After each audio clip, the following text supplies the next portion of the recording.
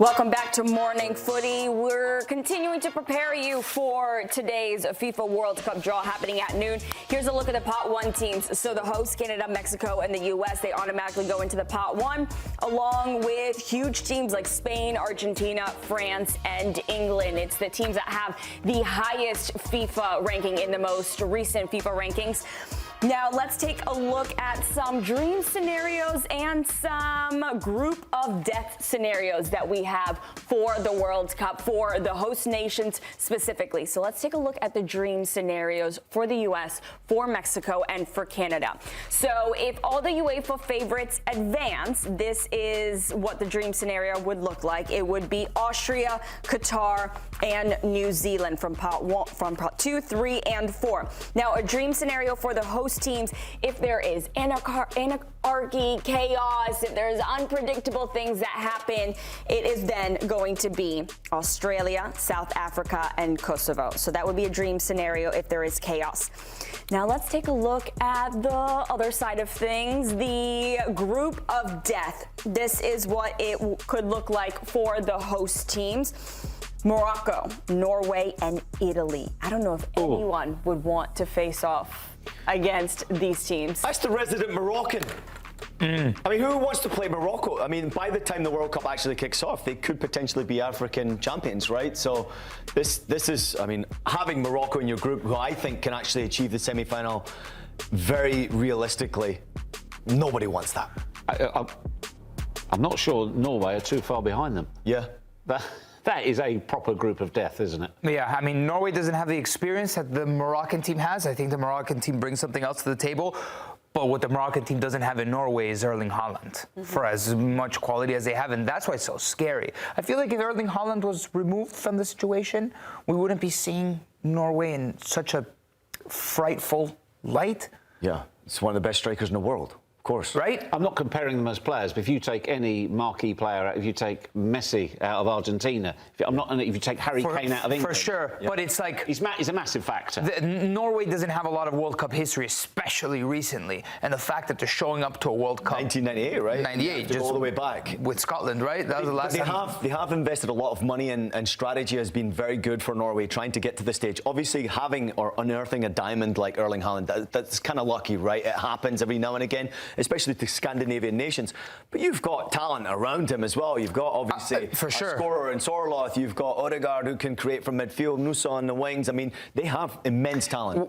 Without a doubt. Without a doubt. But isn't it strange though as well? The one we're not talking about because it's not guaranteed. If Italy get there, and it's still only an if. Yeah. Nobody ever wants to face Italy. Yeah, I mean, you look at specifically, I think everyone's talking about Morocco, Morocco, Norway, Italy in that order from the pots. If that draw happens, a European team from Pot A can't get that group of death. But Mexico, the United States, Canada, without a doubt, can get that. Can we, I want to point out a caveat just so that we're clear. If we can pull up the easy path, right, the most ideal dream scenario. Which one for UEFA favorites? Yeah, let's talk about Qatar, New Zealand, and Austria. The United States. The United States' first match, if it's say that again. Austria, Qatar, and New Zealand. The United States' first match of the World Cup would be against Qatar. The order within the group, it's already decided. Yeah.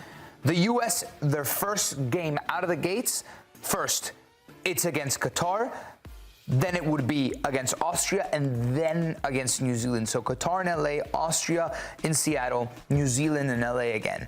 Just consider that for both. It's the same order for Mexico and the United States. For Canada, it might be a bit different. Canada would play New Zealand first, then Qatar, Can I also then Austria. add that for these nations, getting the U.S. or Canada would probably be their dream scenario as well. They would think that these nations, Austria, Qatar, maybe New Zealand, not so much, but still talented, they're still nations you've got to be worried about. Well, Austria is the best team there by a long way. They're good, but, you know, they got a very good manager, obviously, Rangnick. I would say be careful of teams like Qatar who can surprise you every now and again. I can't remember the young players. Aziz, who has the hair. Yeah. What a fabulous footballer he is. I mean, fabulous. New Zealand obviously have experience in European football as well. So there is an X factor to worry about with all of those nations. I'm thinking about the bigger nations in the group of death scenario. If I'm Morocco and I look at all the top in the pot A groups, I want a Canada, US, or Mexico, right? Out of all the possible teams I can draw. How many of the host nations do you see getting out of the group stages? Or is it draw dependent? If this was a 32-team World Cup, I would be worried for Mexico. And worried for Canada, frankly. But as much as I want to see Mexico fail, and I'm not frightened in saying that, I think that Mexico have a habit at the major tournament of just kind of figuring it out and getting themselves out of the group in a weird way. Yeah.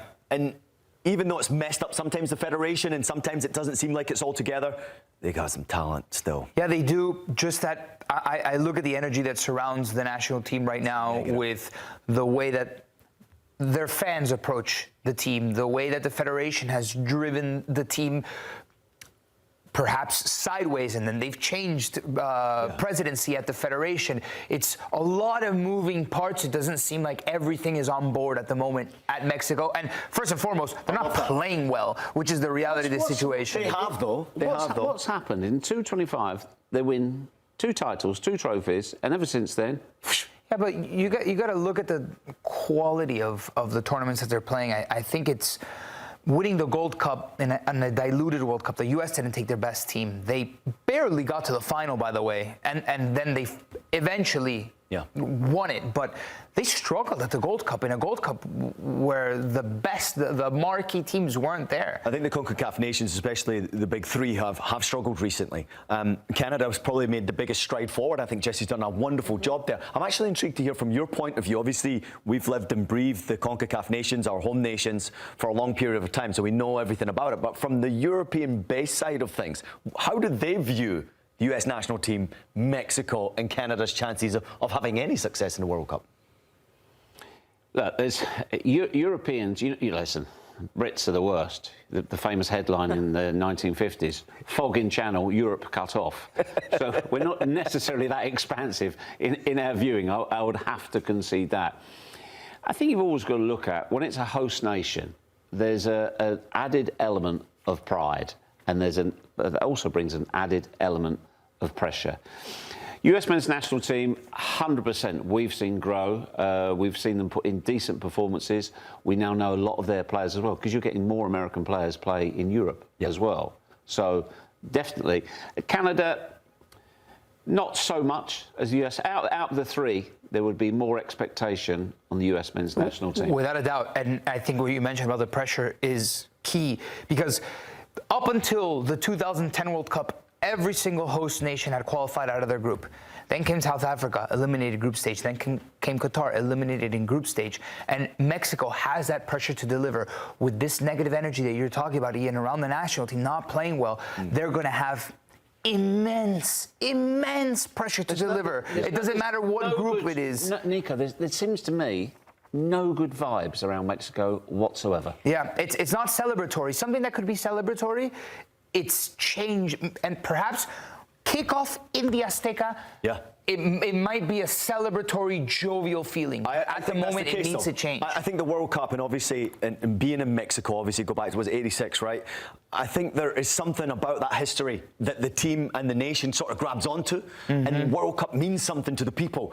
And I have a tendency to believe that the media and sometimes the fans are against their own national team in friendly games and other competitions, domestically or in our region. And then when it comes to the World Cup, they come together. So that's what I mean, I obviously don't want to see Mexico have more success than the US national team, but I'm actually feeling that Mexico might sneakily surprise everyone.